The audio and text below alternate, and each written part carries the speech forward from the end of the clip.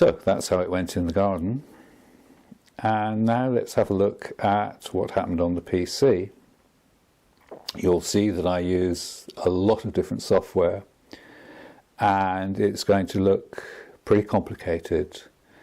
All I can say is that I've been asked to describe how I go about things, and that's what I've done.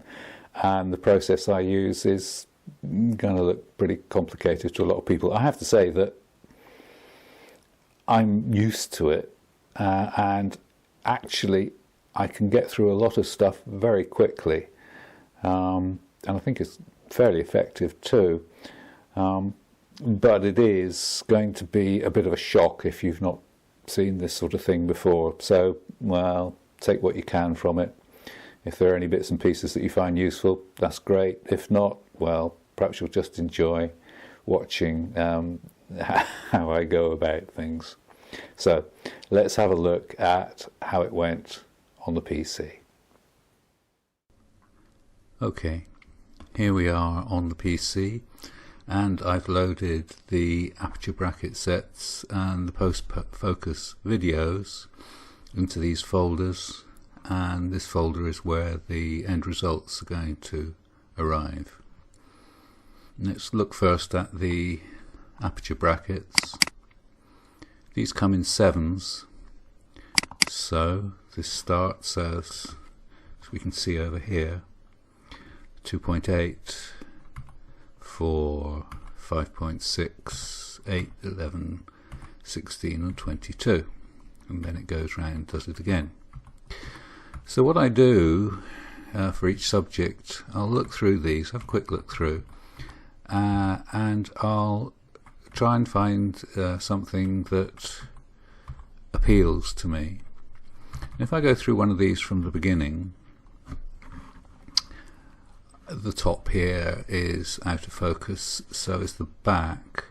I might not mind the back being out of focus, but I do mind that being out of focus. So the first thing I do is to run through and find something where the top looks as if it might be okay. Now, of course, if I go back, we can see what's happening in the background. We're now back to f2.8, and I'm going to go back to where I'd just come from. And as I do, the background becomes busier. And so what I'm looking for is a balance between what's in focus of the main subject and how distracting or otherwise or complementary the background is. And sometimes I find that a background that's got quite a lot going on can turn out to be fine to my eye. And sometimes, even with not much going on, it can look disruptive to me. So we're now at, what, F8, and now at F11, F8, F11, I'm seeing this better at F11, but the background has become more obstructive, or gets in my face more. And we go on, we're now at F16, and the subject is in focus, but the background is even more busy, and that's F22. Now by F22 we're at, in fact, if we go back and have a look at what happens here, well, it starts at 160th and f2.8. I'm looking over here. So it goes down on the next one to an 80th at f4, and it's still at ISO 200.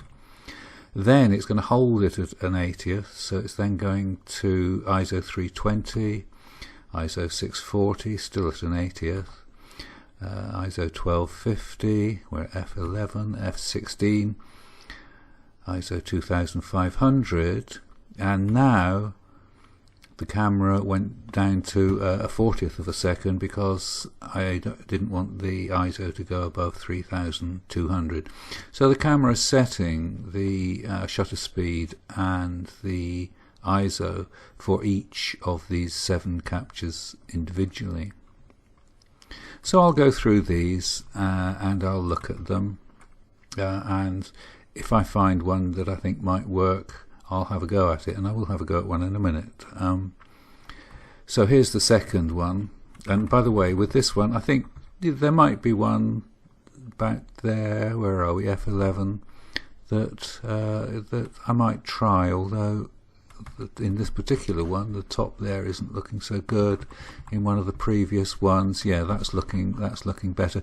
With these slow shutter speeds, you do get a lot of variability as well, in terms of motion blur, and for that matter, you can get some differences to do with where the camera is actually focusing, because as you saw from the videos that I was capturing, that my hands are wandering, or the camera is wandering around a fair amount because of the way my hands are moving, which means that the centre of focus will be moving around as well. So I think there might be one in that set that I might have a go at. In the next set, and I have looked through these before, and I just simply can't find anything that I think is likely to work here. I really want this and all this lot here in focus, and not so much going on in the background, and I just can't see, as I go through these, I can't see any combination that appeals to me. It's possible, if we look at the f2.8 one, that's what the background would look like in a stack, and that might work.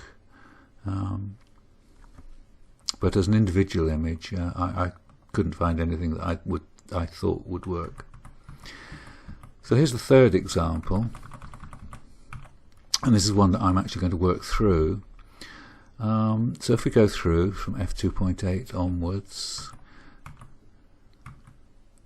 somewhere around here, and what I'm looking at is, I would like, ideally, for all these parts to be in focus, all these to be in focus, but to get there, if I carry on a bit, there, this is probably f22 now, yes, and again, because of the slow shutter speed, if I look here, for example, I think in the f22 one, that's actually softer in the f22 than in the f16, and that would be because of the motion blur from the slower shutter speed.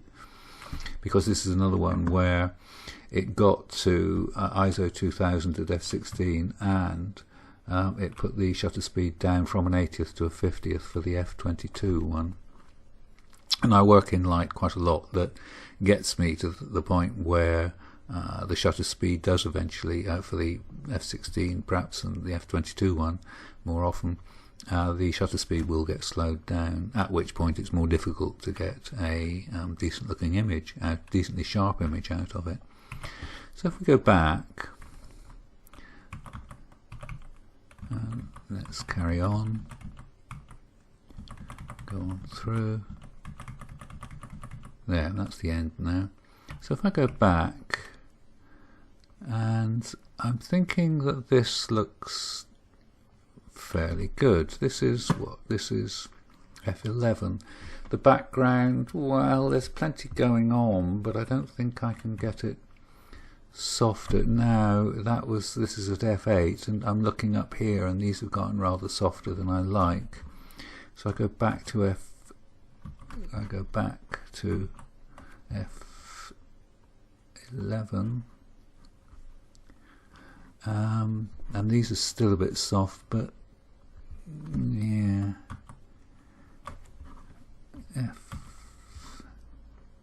so I'm having trouble with the buttons at the moment. Keyboard not working as I'm expecting. That is f11, and I'm looking at this thing here. If I go to f16, that's possibly even starting to get a bit softer. So I'm just going to have to put up with the fact that there's stuff at the back out of focus. Well, okay. My own taste is that if the stuff in the front is in focus, then I'm more prepared to put up with stuff with this out of focus towards the back. I don't particularly like stuff out of focus at the front. So here we are. Let's try this one, and it is 3060. So what I'll do is go to DxO Photo Lab and 3060, yes, that one. And it looks like I've already processed it. Well, never mind, I should do it again. I'm going to apply a preset to it. Now this one is ISO 1600. So I'll go to my presets, and I've got presets for the G9 and flowers. So there's ISO 1600. That's applied the preset. And what that's going to do is, well, we can have a look. It's going to apply a bit of what DxO calls smart lighting. The main thing is that it's going to apply noise reduction. This is its prime noise reduction that only works with raw files, and it's quite widely thought, and I certainly think that it's very good. So we've got smart lighting, and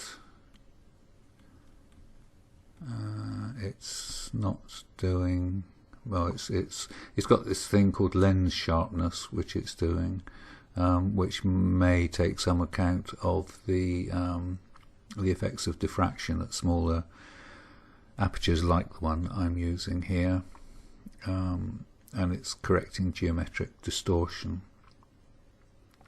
So if I run that, get that out of the way, and what I'll do is I'm going to export this as a DNG to the same folder as the raw file is in. So it's now carrying on, and we can see the progress here. And what it's doing is preparing a DNG file that I'm then going to pick up in Silky Picks.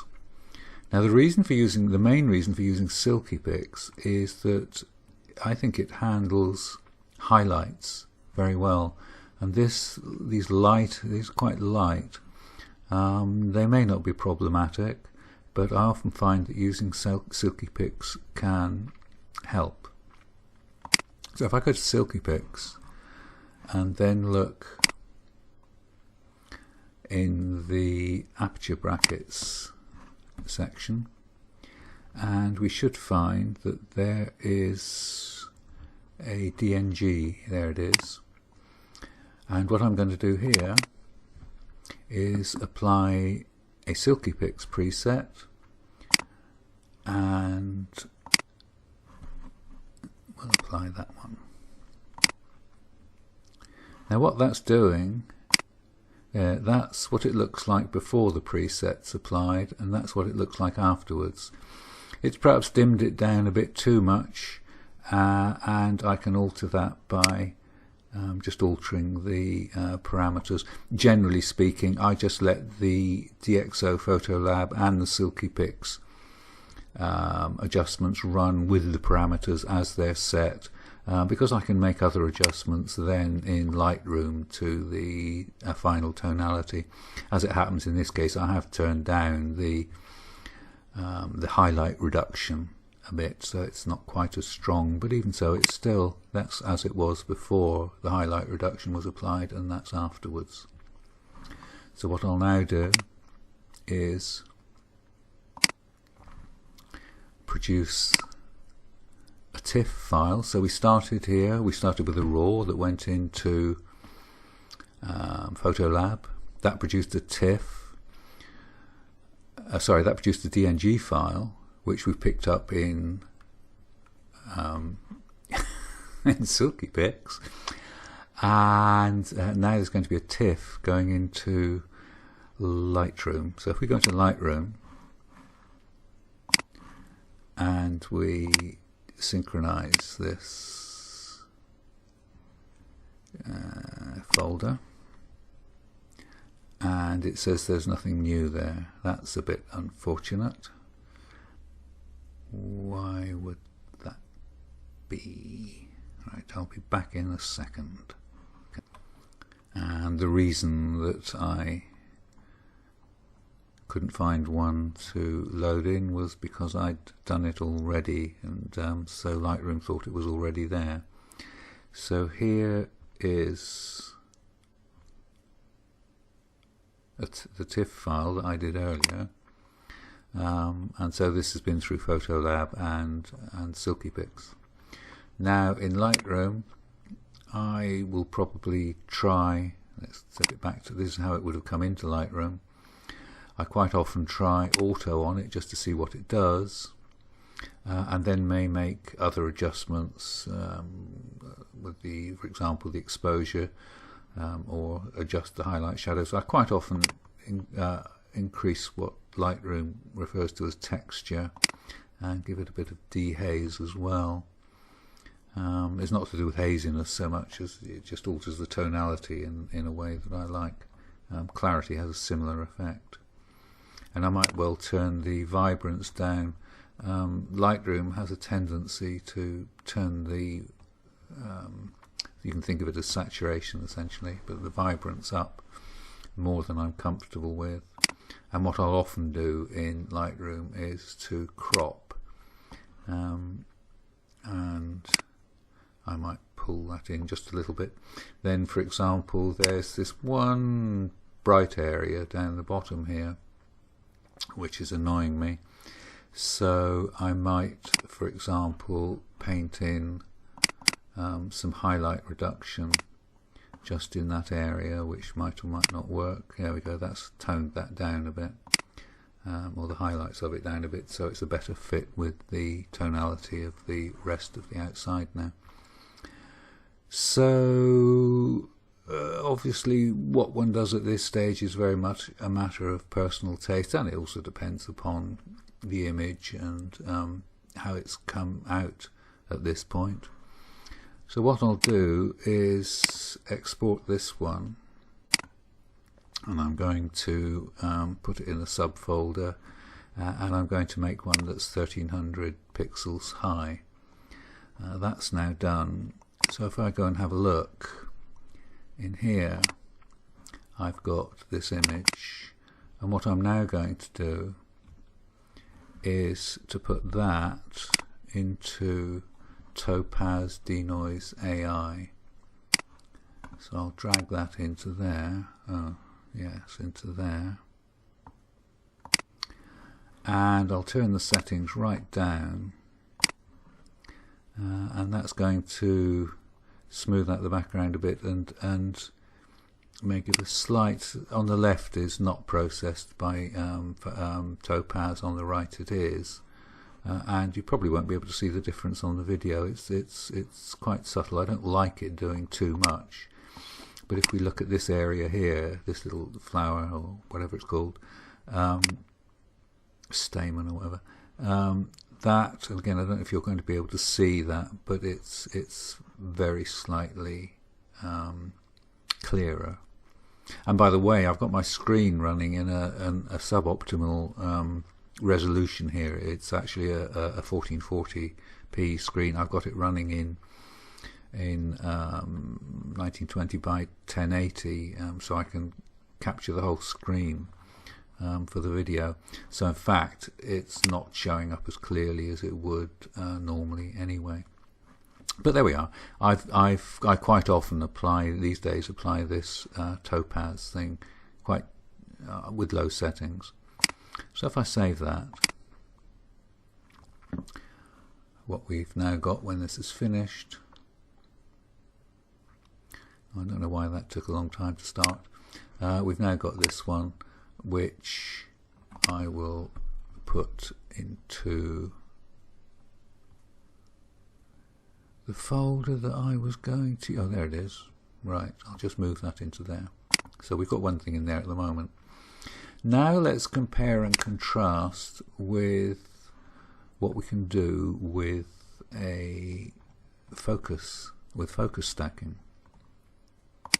Now if we go back to the folder that's got the aperture brackets in it, we can see thumbnails for all of them.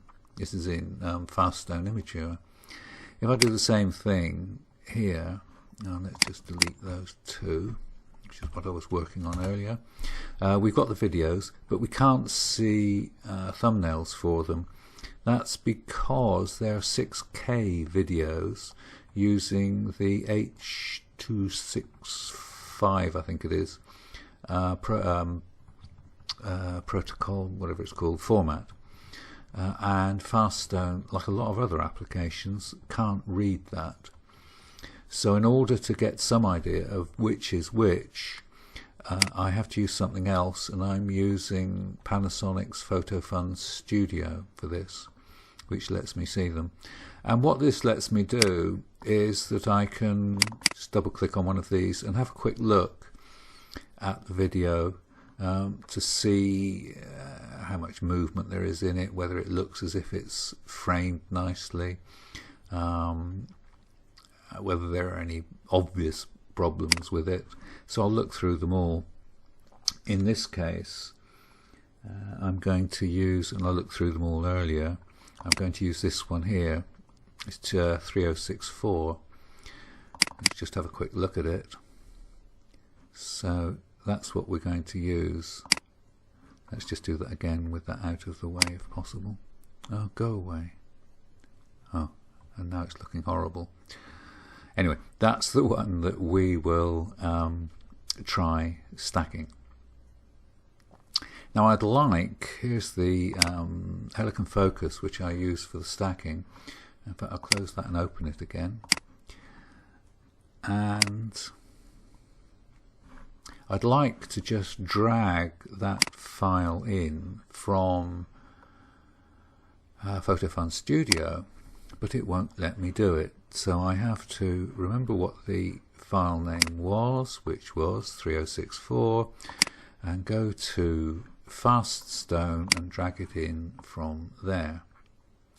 What's happening now is that Helicon is looking through the video, extracting JPEGs from it and aligning them. So we'll end up with a set of JPEGs that have been aligned, and that we've got now. By the way, I should say that I'm using a PC which has a rather powerful graphics card in it, which some of these applications can use. I don't remember offhand whether Helicon uses it or not. So some of these operations may be faster than you'd get with some less powerful PCs. So what we've got over here is a set of images. We've got 150 of them, which means that it took 5 seconds to capture the video. And we're at it's at the front, or towards the front now, but I'm just going to go through and watch this flower here. There, I don't know if you could see that. I've now gone back to number 2. If I go between number 2 and number 3, that flower is now in focus. So what I'm doing is going backwards and forwards, and I'm looking for the one which is focused furthest forwards, which I think is something like the 4th one. So I'm going to delete the first 3. What's happening here is that the camera starts, it's already looked to find out where the front and the back is, and it starts somewhere backwards of the nearest it can focus on. Then it brings the focus forward. Then it racks the focus slowly from the front to what it thinks is the back of the scene, before returning back somewhere towards the middle. And it's a good idea to get rid of the ones right at the beginning of the sequence while it's bringing the focus forward. So I'll delete those. Now I'm going to look at, first of all, I'd like all these edges here, the stamens, whatever, to be in focus. So I'm going to run through and watch now. I went past it there probably, went too fast. There we go. So they're in focus there, and now they're going out of focus,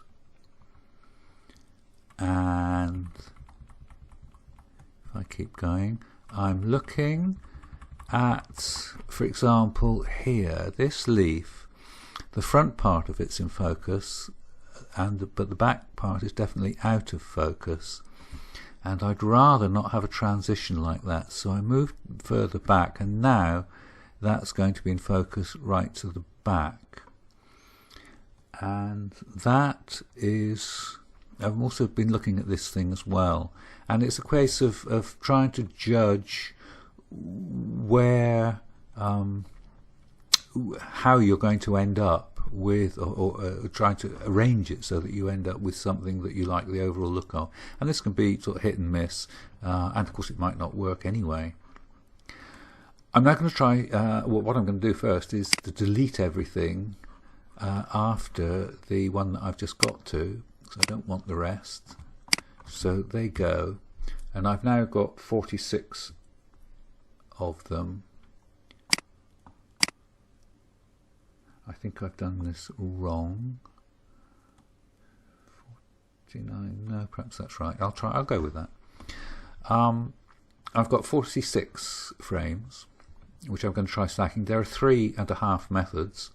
There's method A, method B, the old version of it, method B, their current version of it, so the method B legacy is what I regard as a half version, and method C, their pyramid version. Now method A has 2 parameters called radius and smoothing. Method B has the same 2 parameters, and method C just has 1 parameter of smoothing. And what you set these parameters to can make quite a lot of difference. I'm going to start with a setting that I quite often use, which is method C with the smoothing at 4. So I'm going to tell it to render this, and what we can see now is it's going through, in this case from front to back, finding the bits that are most in focus and adding them all together. So if we zoom in a bit, we can see what's going on. Now in this case we've got more in focus around the edges than we did before. Before we look closely, I'm going to do another method. And again, this is one that I use, settings that I use quite a lot. This is method B, a depth map, and this runs once in one direction and once in the other direction. There we go. Now the method B, the method C, the pyramid, typically produces sharper results, more better detail, but it can produce some sorts of halos, like for example, I don't know if you can see this, around here there's a dark halo, and especially if you start mucking around with this as I do to alter the tonality, those halos can get even worse. So if we have another look there and go and look at the other one, that doesn't have these halos. It'll have other problems, but it doesn't have those particular. In fact, if we look here, that's this method B, and if I now go to method C for that, we can see that there's much more detail here. You've got these lines here that you can see, that when I switch back to method B, you simply can't see them. And in behind here as well, there's a lot more with the C one. So what I'm going to do is I'll use the C version as the basis for this, and which one you use for a basis really depends on how the practicality of the alterations that you're going to make subsequently. And what I'm going to do is to tell it I want to do retouching. Now one of the ways you can do retouching is that you can run through the individual images here over on the left and pick one.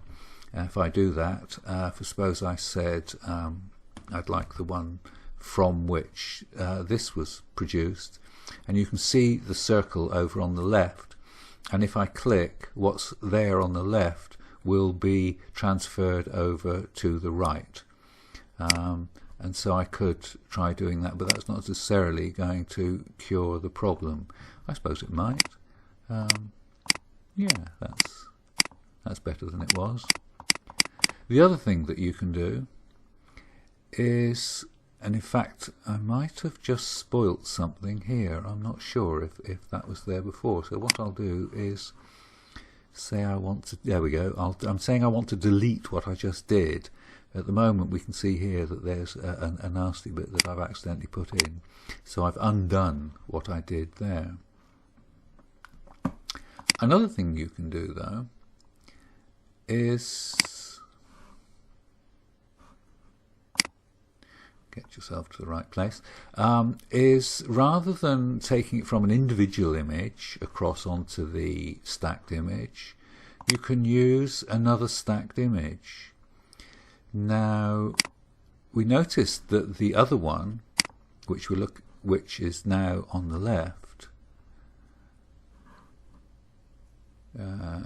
let's try this again. I think I've messed this up. I say I want to do retouching, and I want to use right. The one that I'm trying to retouch is the C one. That's the one I want to work on. And we can now see the halo around the edge here. And what I'm going to do is say I want to do retouching and then use another stack to paint from. So if we go in here a bit. Now the retouching has already been done here from an individual image. So let's look down here, and here I'm painting from one stack on the left to the other one on the right, and that's quite good for, there we go, there's more of these things. Now what you'll do is, if you have this too big, you'll be destroying the detail in the area on which of the whiter bit of the flower.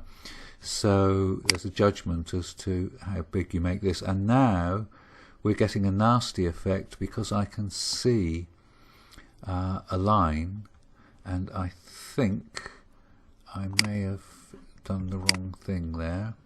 I'm telling it to delete the changes that I made here, and I'll try again, making sure that I'm painting from the other one, and I'll try that again. Yep. But I've still got a bit of a line there, and there's lots of compromise here. You can spend ages doing this sort of thing. I don't. If I can't get these to work fairly quickly, I give up and I move on to another one. Some people will spend huge amounts of time in order to try and get their outputs to look perfect. I prefer to sort of work quicker, and if it's not working, I'll go and do something else. Thank you very much. So that's the sort of thing that you can do. One other thing you can do, and personally I find it better if I'm going to do this sort of thing, it's better to do it in Photoshop, but you can clone.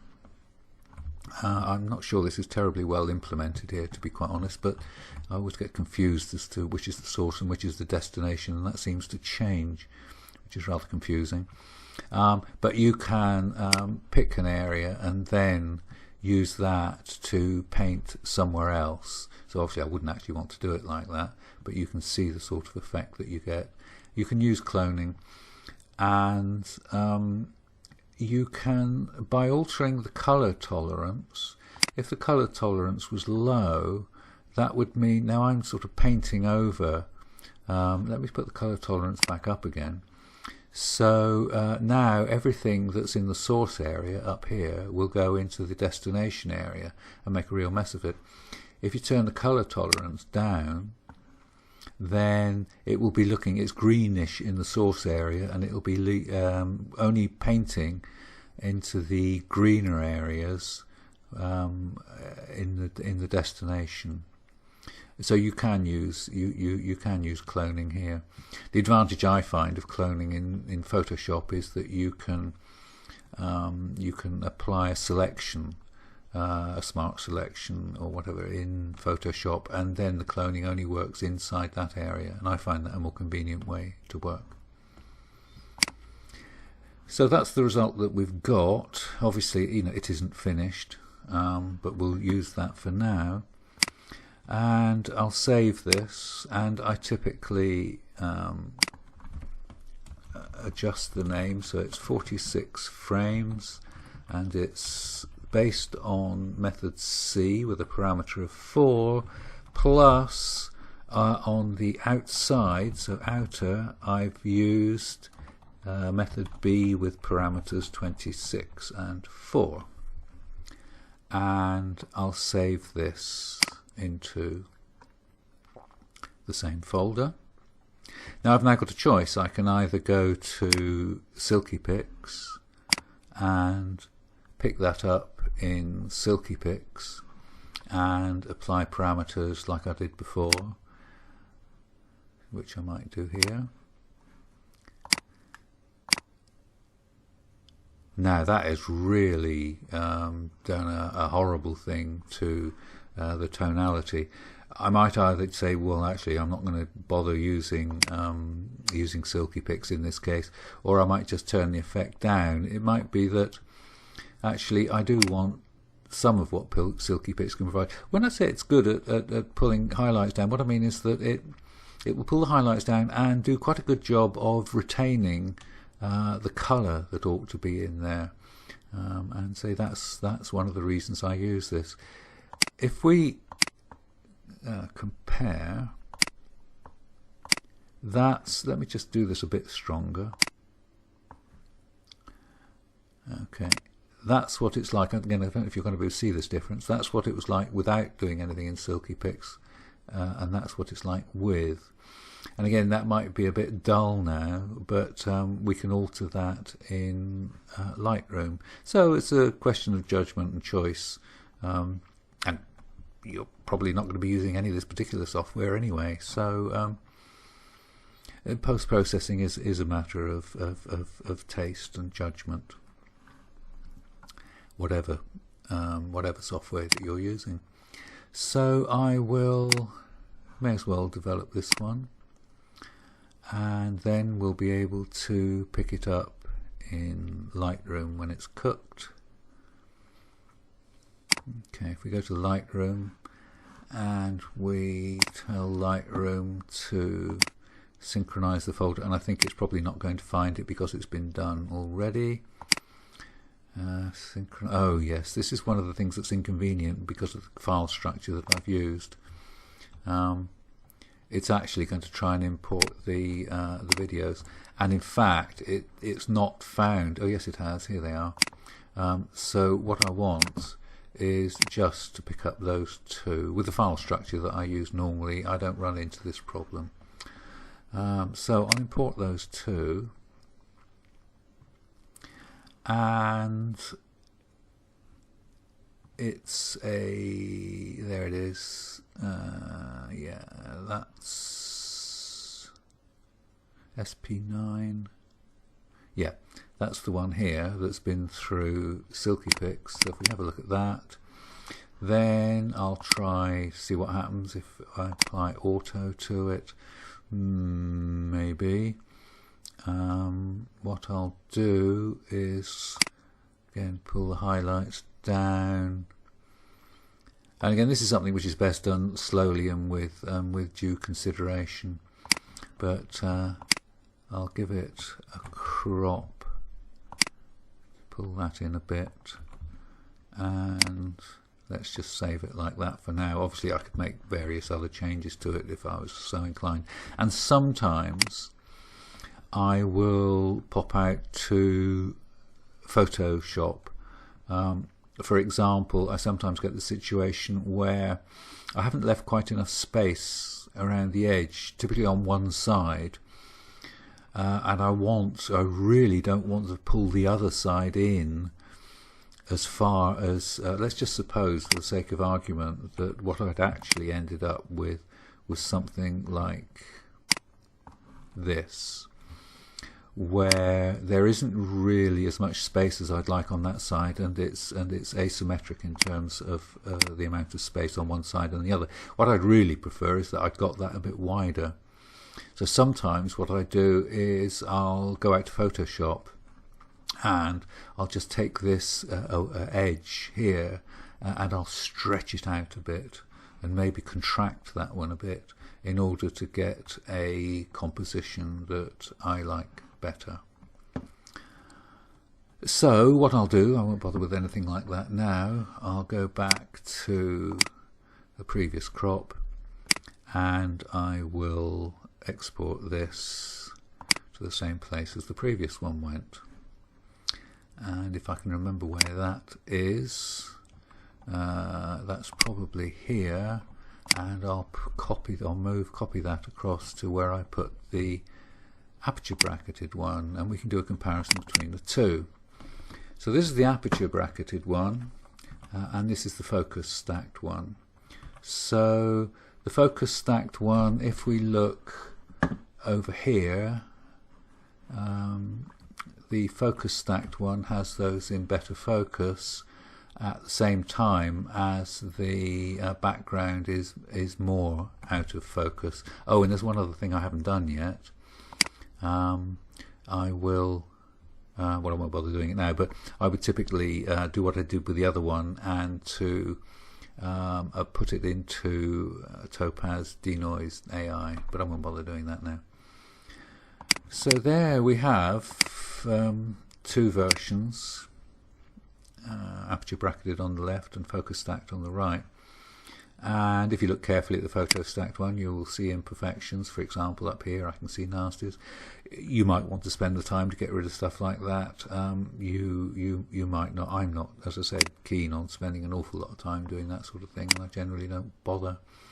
And sometimes I simply prefer the aperture bracketed ones, because one of the things about the focus stacking is that I'm always using maximum aperture, which gives the maximum blurring of the background. And the reason I do that is because the light is often not very good, and the bigger the aperture you use, the better you're going to do in terms of shutter speed and ISO. But they do have kind of a somewhat similar look to the backgrounds, and sometimes I like more going on in the background. There's a bit too much for my taste in this particular case, but quite often I find that the focus stacked one looks a little bland to me overall. But again, this is very much a matter of taste, and I know that a lot of people actually prefer much plainer backgrounds. In fact, some people will put cards behind the flower in order to get an absolutely plain background. Personally, I'm not keen on that, but again, it depends upon what appeals to your eye. So there we are. We've looked at